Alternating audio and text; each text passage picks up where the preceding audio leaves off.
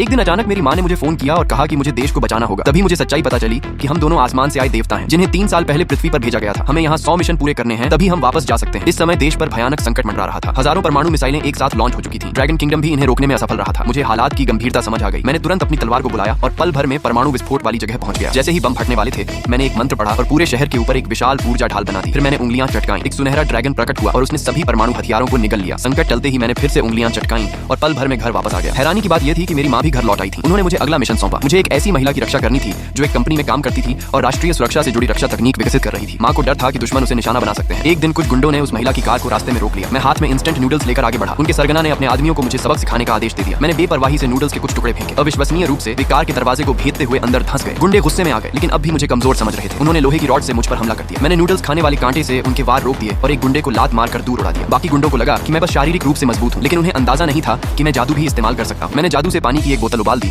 और उसे एक गुंडे पर फेंक दिया। जलन से वह दर्द में उछल पड़ा। मैं पल भर में उसके पीछे पहुंचा और उसे लात मारकर सीधे अंतरिक्ष में उड़ा दिया। फिर मैं शांति से बोतल का ढक्कन खोला और गर्म पानी अपने नूडल्स में डाल दिया। उसी पल उस महिला को एहसास हो गया कि मैं कितना शक्तिशाली हूँ।